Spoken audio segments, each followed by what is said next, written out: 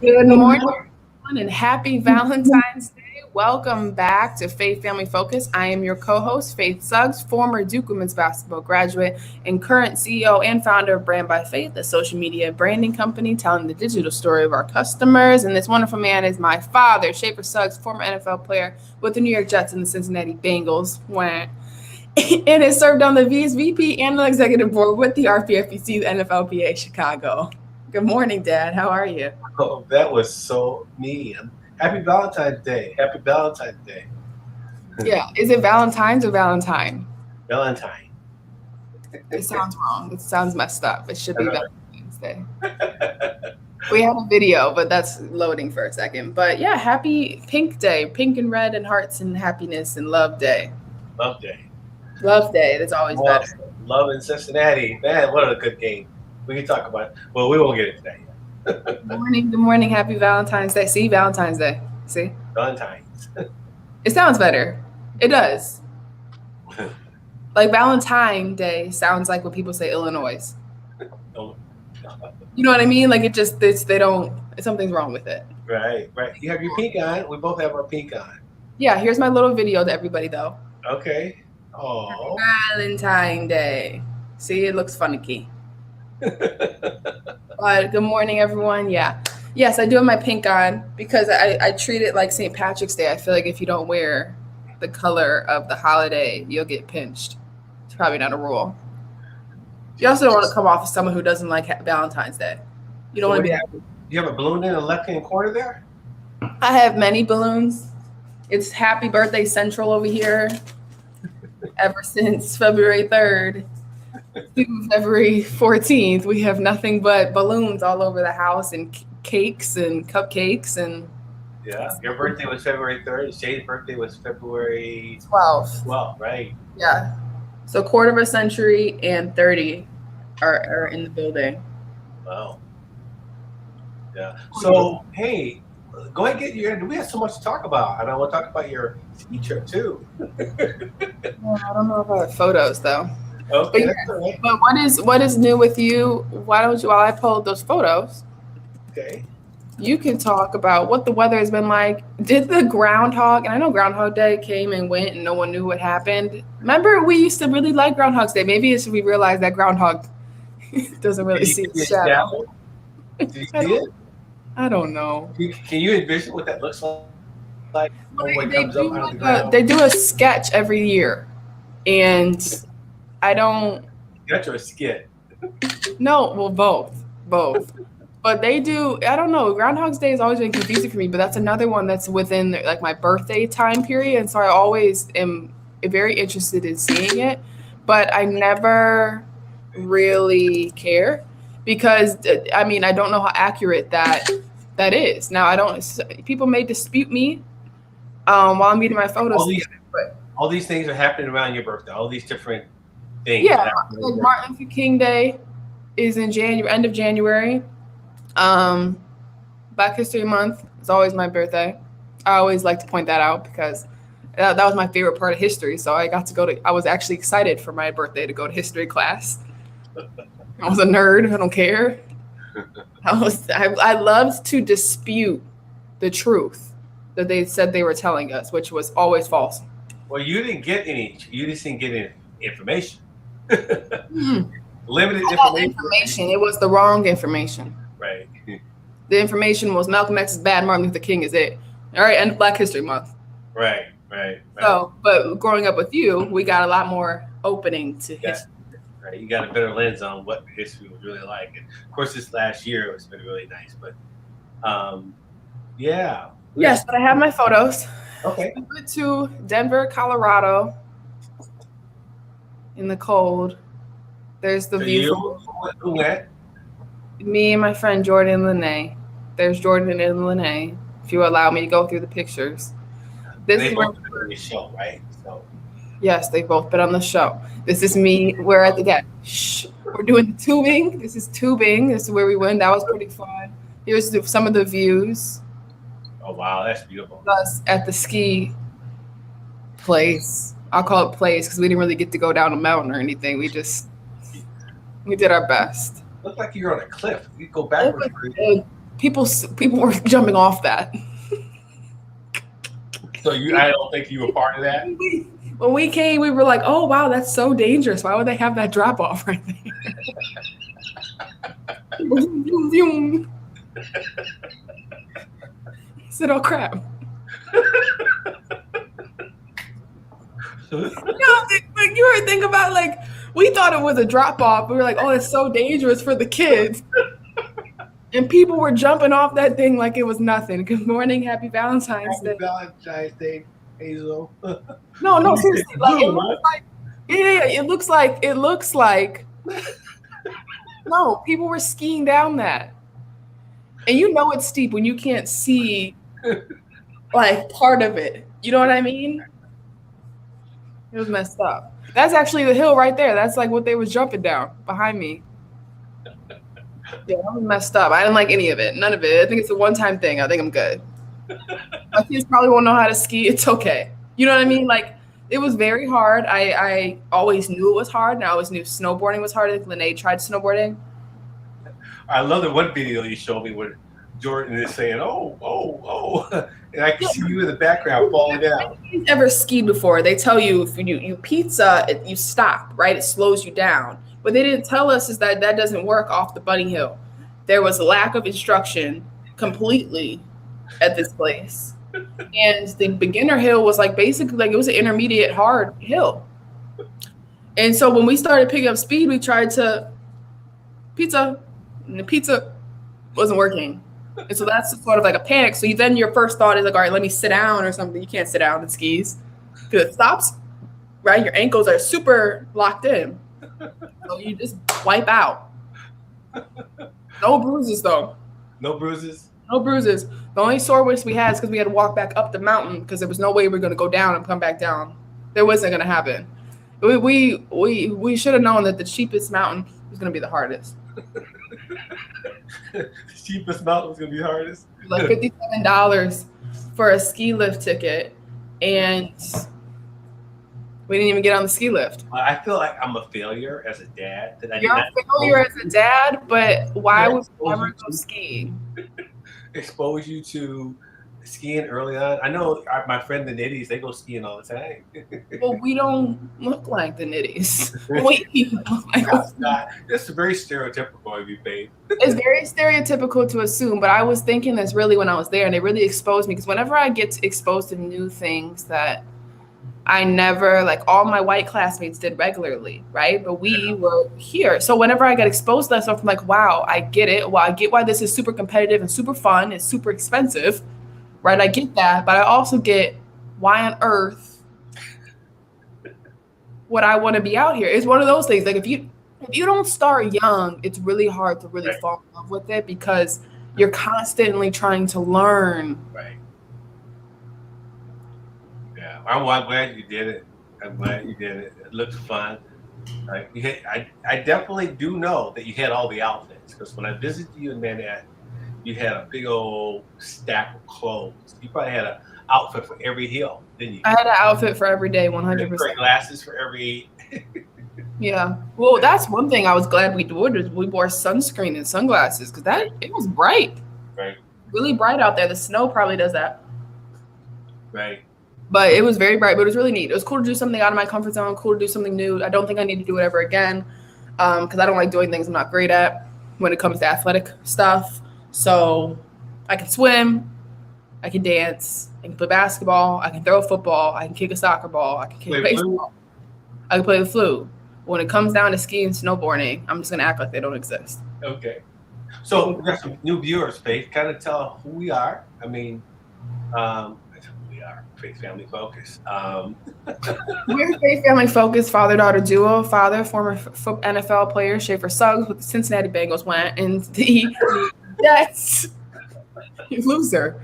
And I am Faith Suggs, former Duke women's basketball graduate and currently CEO and founder of my company, Brand by Faith, which we use social media management and branding to market our clients. And so what we do is we came together to discuss our stories, our experiences, all through the adversities of what life has taken us. And we are here today. We just now dive in every topic there is because we somehow find a way to have great discussions around anything now. And our viewers are really, really, really great with that. And they love to give their input as well. So How blessed are we to have gotten this far? We welcome everyone who's new. If you're coming back, send it to 4 people as a Valentine's Day gift. Like, hey, here's 2 beautiful people in pink.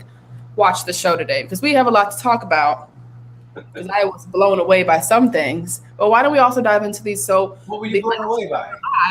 The last show we were live, we had the Bolingbrook Mayor, Mary, Bolingbrook Mayor. I call him Mayor Mary because we know her. Yes. And Reggie Smith. And Reggie Smith, who also is on our PFPSC and NFLPA Chicago board. We have photos. How great was the event, Mark? The Who Am I event was unbelievable. It was an event that we created. Myself, Mary, Reggie, and Joy. Of course, you obviously helped with the social media called Who Am I?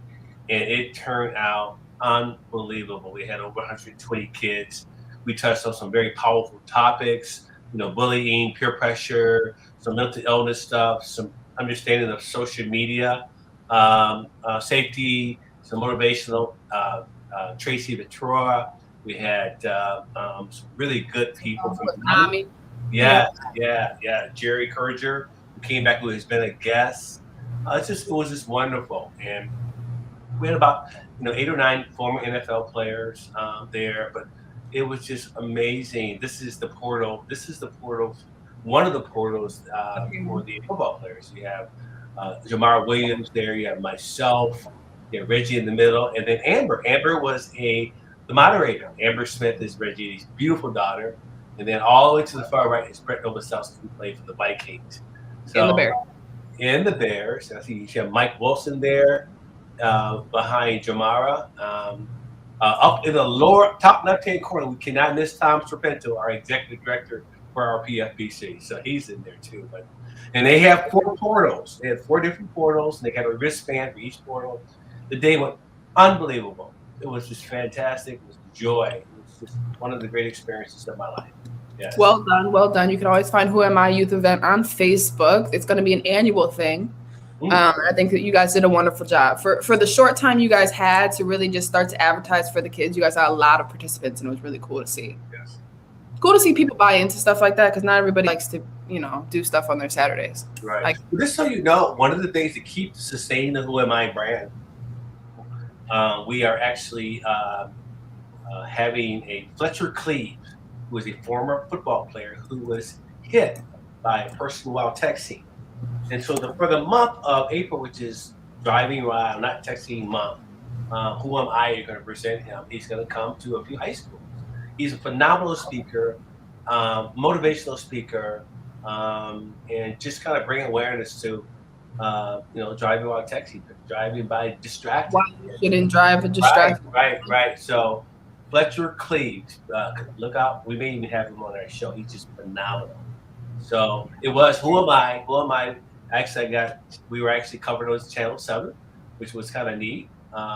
So we got some really good publicity, and I think, again, like you said, starting back in August, we just had a very successful event. Yes, wonderful event. Very exciting. You guys did an amazing job. I'm very excited to see how next year goes. If you guys missed out, of course, set the dates for sometime in February to keep your eyes on the website. But you also have www.whoamievent.com, not events, event. And it's going to be very exciting to follow along with. But yeah, once again, just a big round of applause for you and that team that put it together. It was wonderful. Yeah, Richie Smith and Mary Alexander Basta and Joy Bassel. Yeah. Well, one thing I want to dive into before we even get to what happened last night is, the Winter Olympics is going on right now. Yes. What's your favorite sport in the Winter Olympics? Figure skating. Really? Yeah. I did watch a little bit last night. It's just whenever I watch it, I'm just completely blown away that they can do stuff like that. That's another thing. But I would rather go figure skating than skiing. Yeah. But it's really amazing. Some of the stuff they do, or even when the snowboards go up really high in the air and then have to come back down, it's like you break an arm. Yeah, it's amazing. It's an amazing sport. You really go all the way back to Dorothy Hamill, all the way back to the years. It's just always been so much drama behind it. It's just been such a amazing competition, So I like ski jumping. Ski jumping is one of my favorite. I don't think they've done that yet. course, the bobsled. Where they jump off high in the air. I'm pretty sure. They get that done early.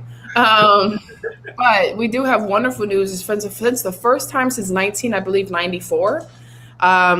Erin Jackson became the first American woman to win gold in the 500-meter speed skating. And yes, she is right here. She's also the first Black woman to win the 500-meter speed skating competition, win gold. So wonderful stuff. She just started speed skating when she was 16. So it's only been about 8 to 10 years of her in this career, and she definitely walked away with gold yesterday. We watched her a little bit in the preliminaries and then the qualifiers early this year, and I believe a little bit of last year, 2021. Oh, that's great. That's awesome. Yep, so awesome stuff. I don't know what my favorite part is. I watched a little bit of the American figure skate last night. Very impressive. They were pretty cool. Very cool.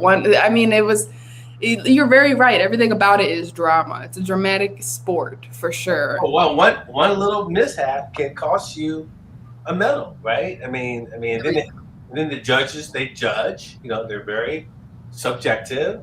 So yeah.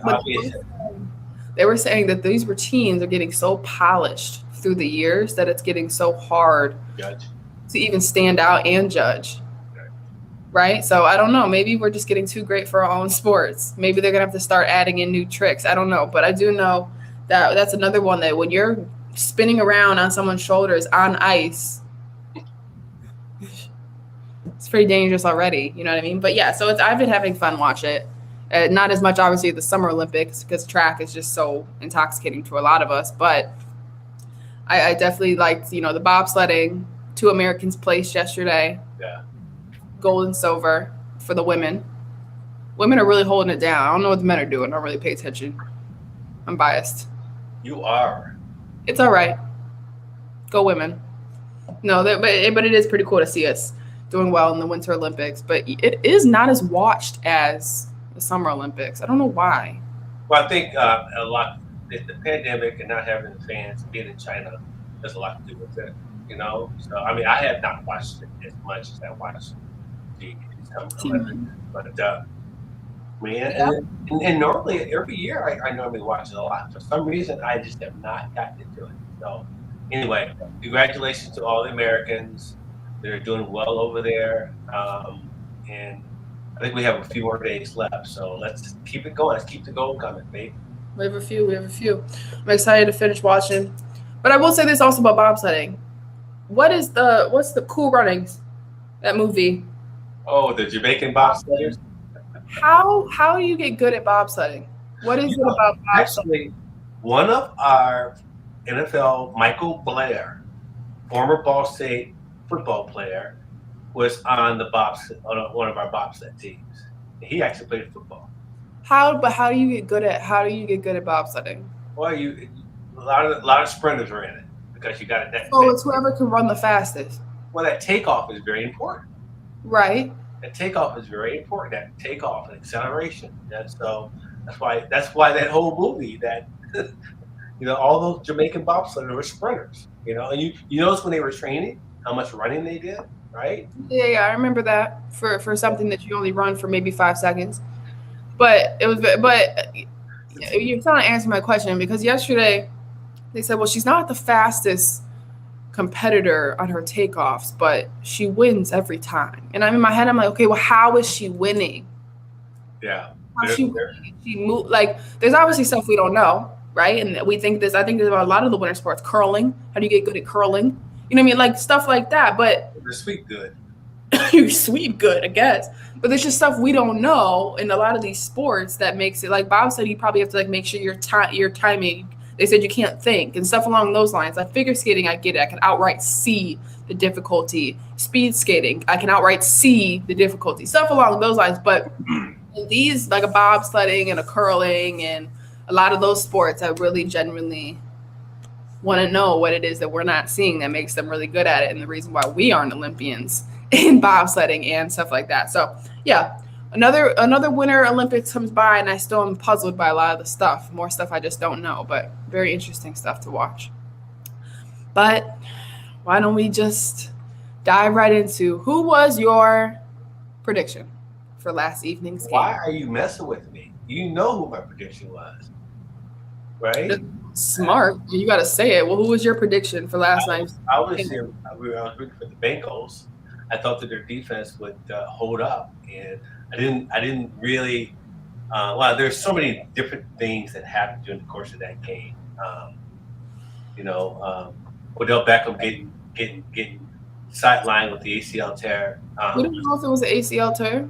Well, I assume that's what it was. I mean, the way he hit that ground and. Okay, wait. Before we dive into that, because I actually have a question with you about that, and I don't want you to spoil it too early, because I want to know what your thoughts are on the whole Odell Beckham rise and struggle with the Browns and all that stuff. I'm gonna get to that. Okay. Bengals lost, defense failed them 100%. Who are you more? I think they're the defense did fail them. But I think the offense probably more than anything else failed them. They did not. I mean, right. Joe Burrow's really. First of all, he's a phenomenal athlete. Yes, he is. You know, his second year coming off a really devastating knee injury. I loved it. I was hoping to play with another Joe from a team I played for. You know, the other Joe that I played for that won the Super Bowl with Joe Namath. So on Monday, I was going to say I played with another Joe, but it yeah, he ruined that for you because he wasn't Joe. Yeah. You also didn't win it with the first Joe either. No, I played on the team I played for. You or just something. Anyway, so I was going to frame it the right way. Okay. Well, okay. But I'm very sorry about the Bengals loss. Well, they did lose, and I think their offense. I think it was more we underestimated their defense, the Rams' defense. Really stepped up. Those two players, and Cooper Kupp, obviously, really. Yeah, let's talk about that. As a defensive-minded person, right? You played on the defensive side of the ball for many, many, many, many years. When they continue to go to the same receiver every single play, is that defense's fault? I don't see who else's fault it is. Or do you know what I'm saying? Like, what adjustments? Did you see any adjustments were made? Did you see anything like that? Because the man got the ball every single possession. No, not really. So after Odell Beckham got hurt, they struggled getting the ball to him because the reason Cooper Kupp was really effective, one, he's a phenomenal football player, right? But you had another receiver that you had to focus on. And when Odell got hurt, they had a hard time adjusting how to get the ball to Cooper, right? That first few series in the second half, he wasn't getting the ball. And then they finally figured out how to get him the ball, whether it was that, the reverse pass that he threw. But they needed to get the ball in his hands. And they started getting the ball to him early because he's a really good run after catch type guy. And he didn't catch a lot of passes the second half, but the ones he caught were just, the timing of it. So I think the Rams did a really good job of adjusting and getting Cooper Kupp the football, and that was something that was game changing. Yeah. Well, I was very happy. I, of course, wanted the Rams to win because I am apparently the only person that wanted Matthew Stafford to get his one opportunity to be successful. Well, after I heard the family story, after knowing his wife was sick, and it's like through 4 daughters.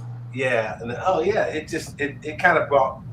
I had a little more compassion. I kind of wanted him to win too. So it was really a neat story. And you talk about a great athlete who was in Detroit all those years, and it was an amazing story. He was in Detroit all those years, and he still was keeping them somewhat afloat, somewhat, like not successful. We'll never say they were successful, but to be in Detroit and at least win some games, to me, that's a Super Bowl in itself.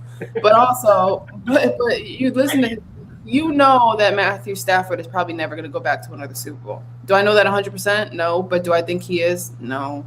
And I think I realized it was his last chance. And I was like, you know what? Like, we see a lot of unsung heroes rarely get to the Super Bowl. You know what I mean? Like, and I'm even looking on the NBA side, like Chris Paul. We still have yet to see Chris Paul get a ring, or Carmelo Anthony. We think of all those unsung heroes that kind of like we admire, we put on this wonderful status, we give them great contracts, they win, but they can never get it over the hump. And so seeing Matthew Stafford kind of get over the hump, even with adversity within that game, losing one of their best receivers, it was very impressive. Now, let me say something. Aaron Donald was a game changer. Aaron Donald. Aaron Donald was the game changer. He was so dominant at the end of that game, and even the times he did not get to Joe Burrow, he made an impact. He put so much pressure on Joe Burrow. It was amazing. So I thought it was going to be between him or MVP. I will say this about Aaron Donald. One, he's this terrifying man. If I had that man running towards me, you know what I mean? The way he plays, it's like he picks and chooses when he wants to, like, okay, I'm going to tackle the quarterback now, and none of you are going to be in my way. You remind me of Lawrence Taylor, Faith. LT. That's what you read. Yes, that is what they say. Yes. But this young man's scary. And you saw it in his face. You know what I mean? And he moved so well. It was just very impressive. I am surprised he didn't get MVP, but then again, he was scoring touchdowns. So, glory to the offensive points. That's how it always works. No defensive player really gets MVP in a lot of sports. I thought he would. I thought he would get it because, he actually made the game-winning play. He made the game-winning play. But I could have seen both of them get it. But it was really nice. I was happy. I was happy that the Bengals got as far as they got. It's the third time they've been into the Super Bowl and the third time they've lost, which is unfortunate. But Buffalo Bills is having the same. Buffalo Bills were in the Super Bowl, I think, 3 years in a row and didn't win in a row, man. So I thought this was one of the best NFL playoffs in recent history. These last 2 or 3 weeks, the games that were played were some of the best I've ever seen in my football career.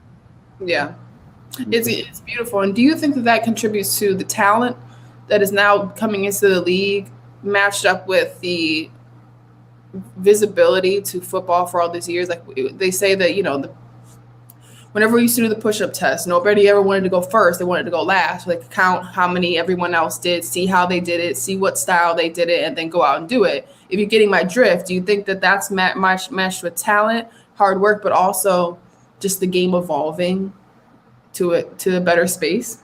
Yeah, those are all reasons why the game has evolved. I think the other one is free agency is creating more parity in the league.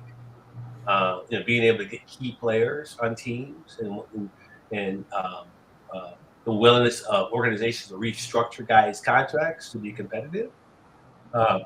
Getting some really good offensive and defensive coordinators, really good coaches.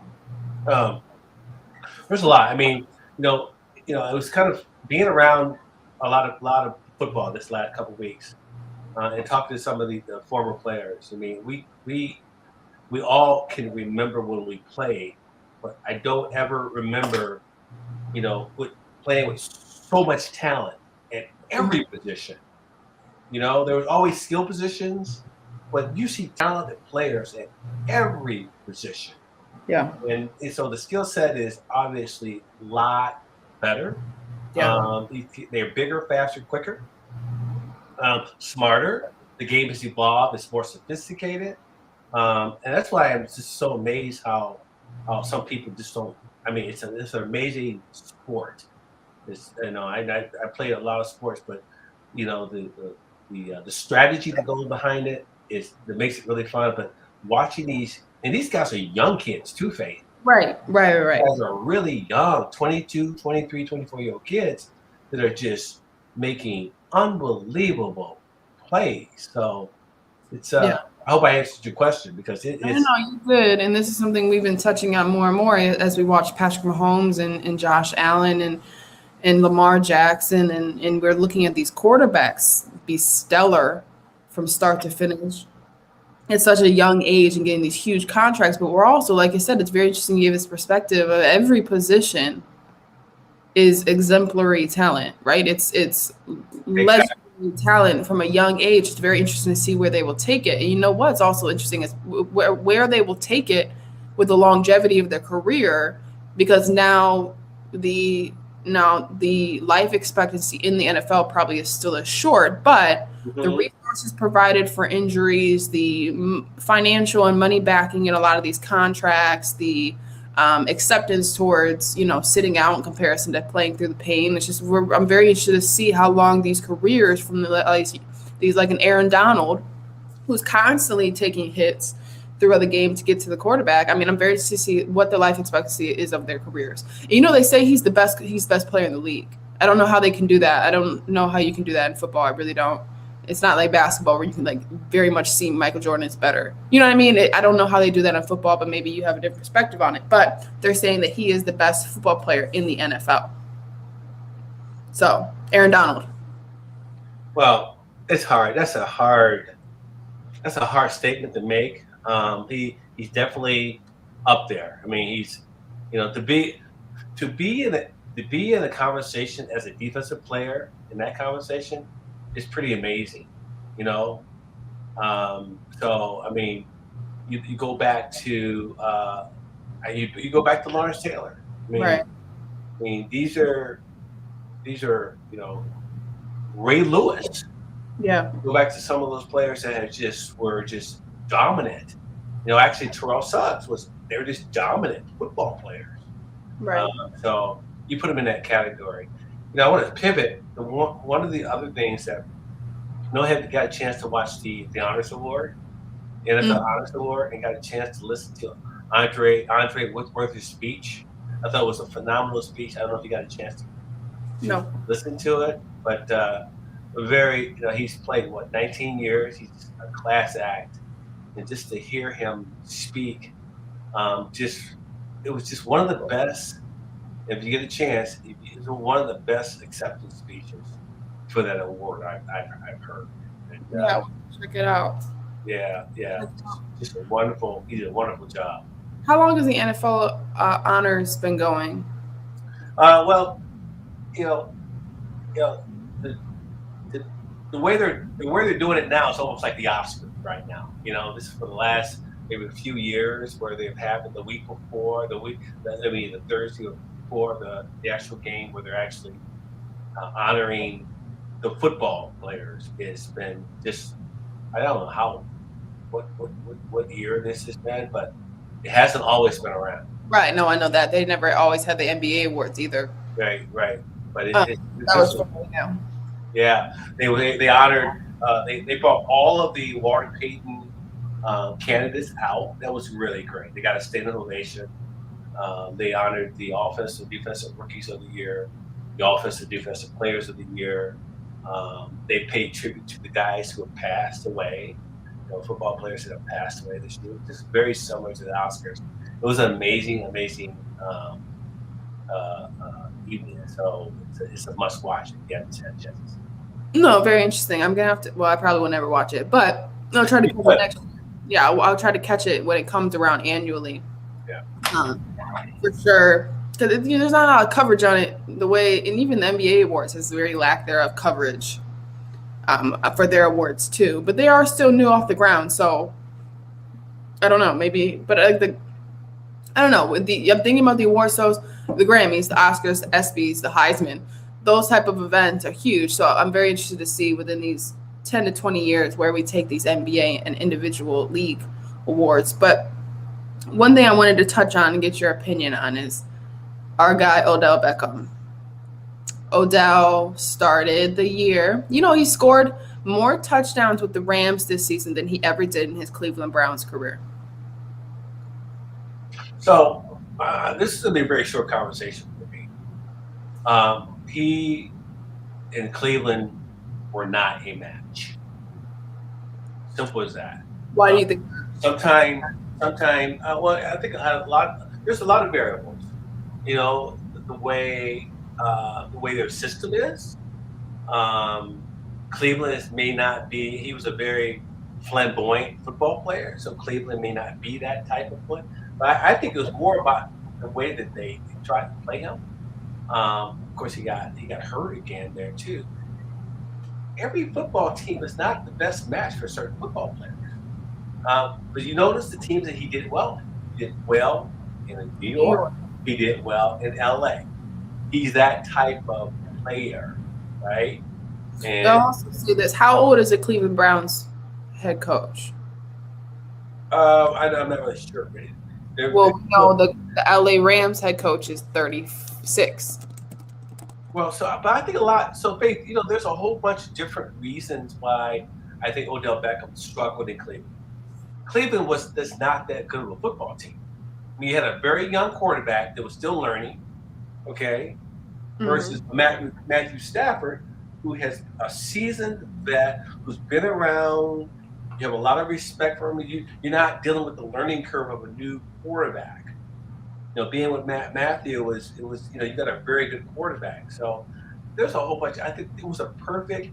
That's why it broke my heart to see him get hurt, because he's on track to have a MVP game, and I was disappointed I didn't see him at the end, but I thought he was having a great game, and you never want to see anybody get hurt like that, Yeah. So well, I'll say this, and this is my opinion on the Odell Beckham past year. One is the media. We slandered Odell Beckham like he was Antonio Brown. I want to say that. We made Odell Beckham seem like he was a complicated teammate. He was selfish, all these things. That's how the media tried to portray Happy Valentine's Day. This is how they tried to do all that. So then when Odell Beckham tried to get out of his contract with the Browns, which took forever, right? We finally lands in LA. Everyone's basically yelling at him, oh, of course you want to join LA, da-da-da, whatever. They thought he was going to go to Tampa Bay. Glad he didn't. But it's just the way that we treated Odell Beckham, and I'm saying we as in America and all that. I know we didn't. I've always loved Odell Beckham and his game. I thought it was just unfortunate.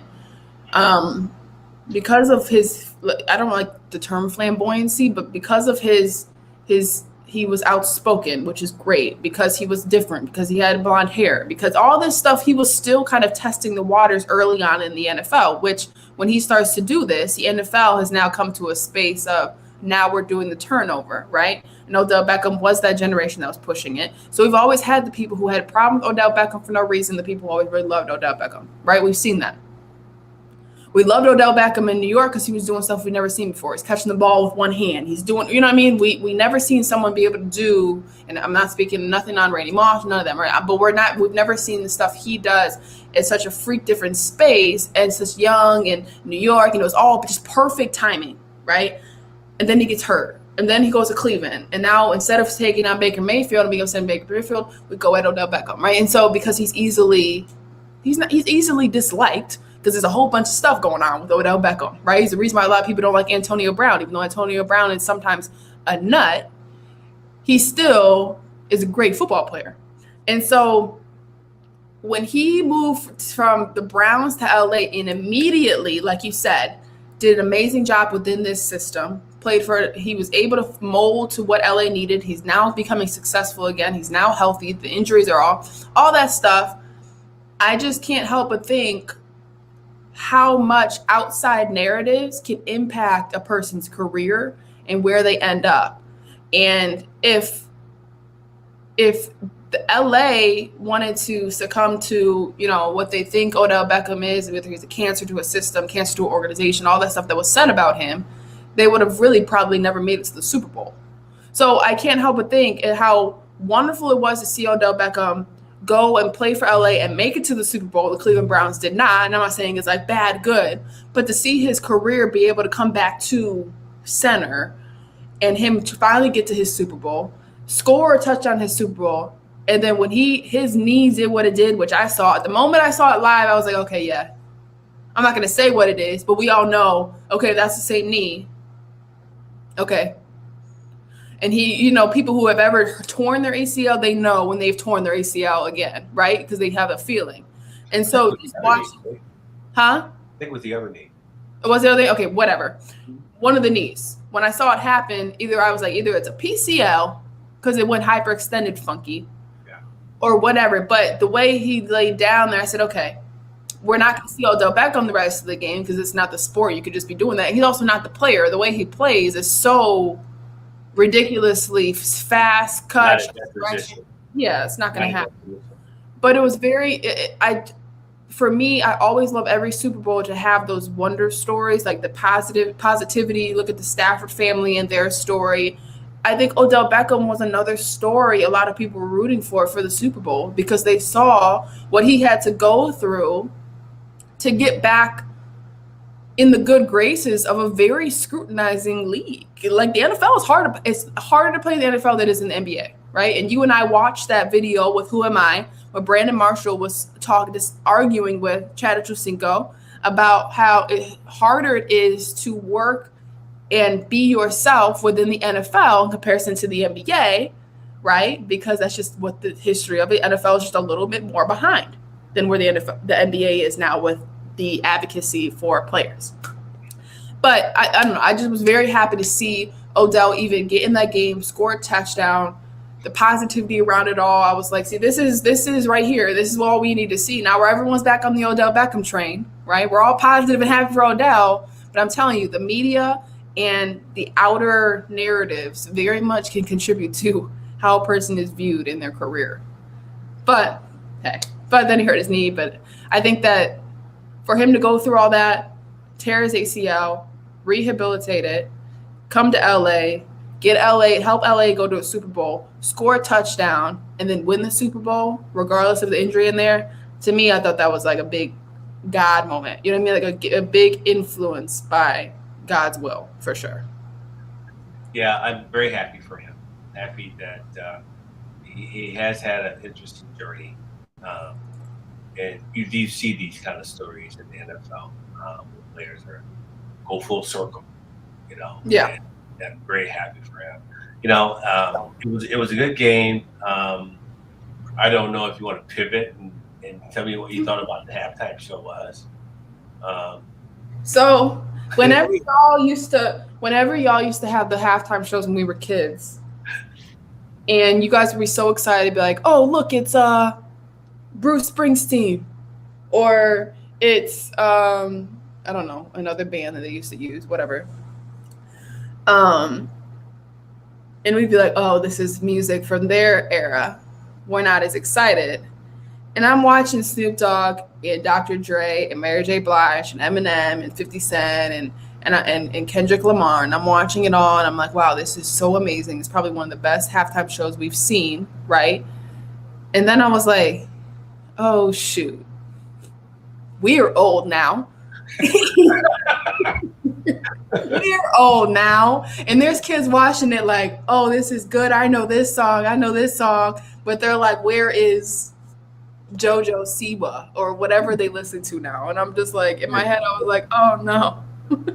That's funny.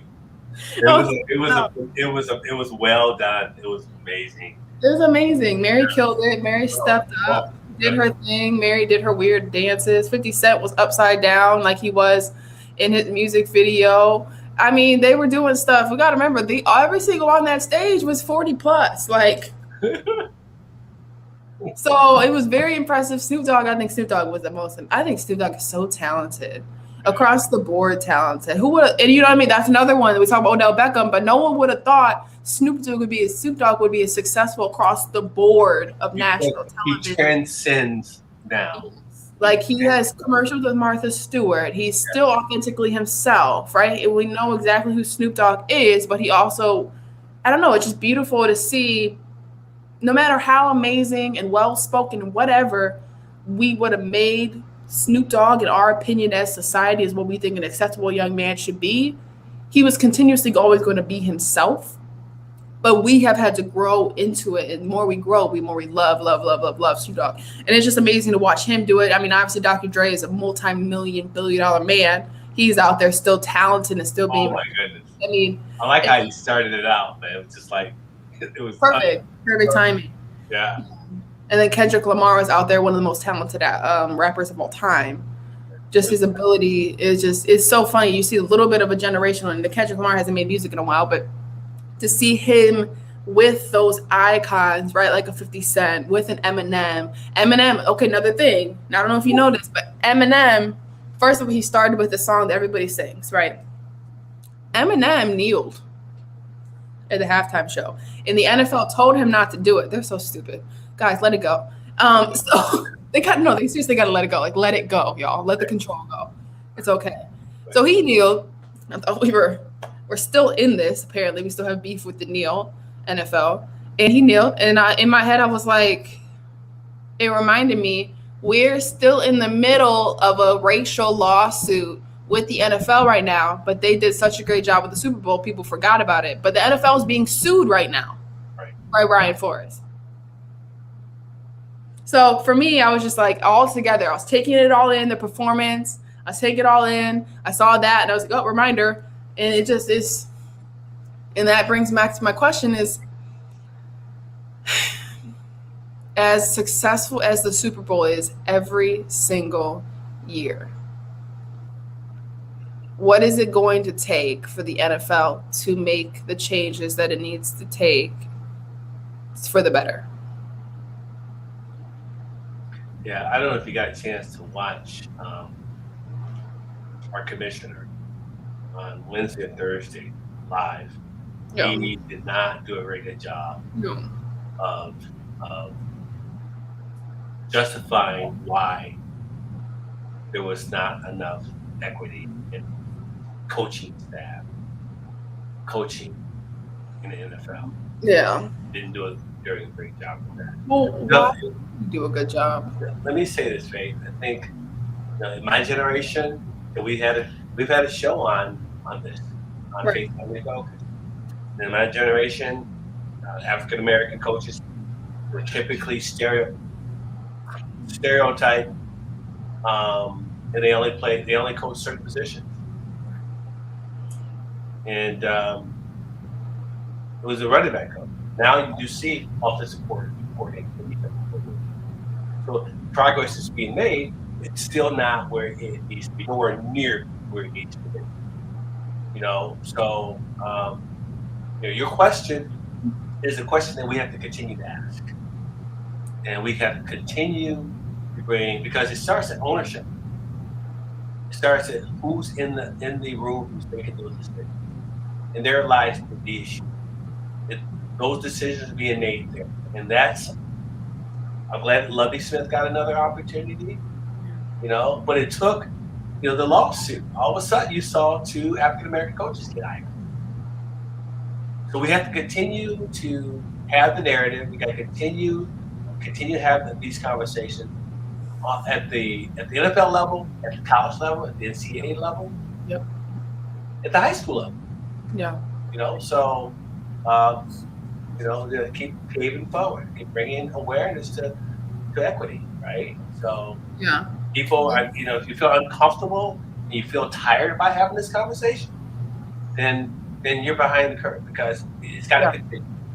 I think that the reason why Roger Goodell failed in that press conference type of conversation was because the NFL still has yet to hire people around the decision makers of the league to positively influence and provide different perspective than the NFL is used to making. The NBA, and I keep referencing them, and they're not my favorite league in the whole world. I think WNBA is way better than the NBA. But I think in how they do things. But I think that the NBA did a great job, and they still could do way better, right? But they have been adjusting over these last 2.5 years, hiring people around Adam Silver that provide different perspectives and allowing the player advocate, so a Chris Paul, who is the president of the NBPA, in on those meetings to give opinions for the players, which is demographically predominantly Black athletes in the NBA. The NFL has yet to really make that adjustment. Mm-hmm. It's a difference when in the MLB has 2. They've hired the diversity and inclusion officers. They hired Ken Griffey Jr. as the league's diversity and inclusion officer. In the last 2 years, they did that. Each team has it. But when you have to also hire people, not even if they don't look like you. Yes, provide opportunities to people of color, but also provide opportunities for people who are willingly educated and willingly to, okay, we used to do it this way. How can we make this process more inclusive? How can we make this process more less about relationships we have made through this game and more about who's the most qualified for the position. And it's hard because NFL very much is, and coaching in general, is when you get hired off the relationships you make with athletic directors, with administration, with ownership, with right. That's how you become successful in this sport. The issue is with the NFL, it can't afford to base the interview process and the protocol solely off relationships with coaches. Yeah, we owe it to what's going on in our league to really looking for the right candidate. And it's been that fraternity that unfortunately, if you're not in that fraternity, you're left out. You're outside looking in. And I would say that coaches like Lovie Smith and Herm Edwards and Tony Dungy, those guys got their coaching jobs, but they could have got those coaching jobs 10 years or earlier. Yeah. You don't see a lot of young Black coaches getting positions in the NFL. So we got some work to do, Faith. I'm glad you shared that, brought that up. I mean, you notice the defensive coordinator for the Rams was a young African American coach. He was phenomenal, and he really and what you would hear is sometimes the narrative immediately is, well, that's your next coach. You start hearing it. You didn't hear that about him last year, but you start hearing that. If it were a white coach, you would start hearing it. You start hearing it, and so that's what we got to do better at. We got to do better at promoting these kids, right, nationally, because he did deserve. I don't care how old he is. How about he's in the conversation for our next head coach? You didn't hear that. He should have been that conversation, right? So those are the things, a little passive aggressive stuff that happens a lot that we need to be aware of. That's all. 100%. Yeah. And it's just having more open conversations. And I will say this, we're seeing other leagues hire former athletes sooner than the NFL is hiring former NFL players into their coaching staff. Why? I guess my follow-up questions, and this is what we can take to close out the show and what our opinions are with this, is why are we not doing that with the NFL? I understand that we make sure you have to play 3 years in college to be able to go into the draft. I get that, right? Because no 18-year-old should be playing against Aaron Donald. But that has nothing to do with, if we really want to talk about rehabilitation, providing these young men with careers post-play, we need to be creating these transitional positions within programs. And that will help you match the demographic of your league to the demographic in your offices. And whether it's even just marketing, training staff, I mean, basketball makes up a position on every staff. There's 7 billion player development, and there's 7 billion assistant video coordinators, and there's 7 billion, right? Because they're just giving these young men opportunities to start that transition, which is a hard transition to make. But if it's so hard to go into coaching, which we're making it so hard to become a coach in the NFL for young men and young men of color, young Black men, period. It's that, to me, I don't understand why that's so hard to do when we're watching all the other leagues make it possible. So to me, that's where we're falling short. Great point. Yeah. But thank you, everyone, for joining us once again. Happy Valentine's Day. What a wonderful Monday to kick off the week, full of love and joy.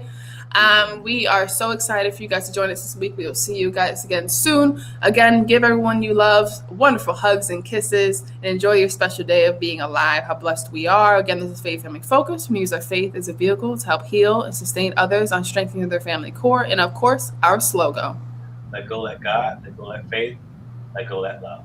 Everyone have a wonderful Monday. We'll see you guys soon.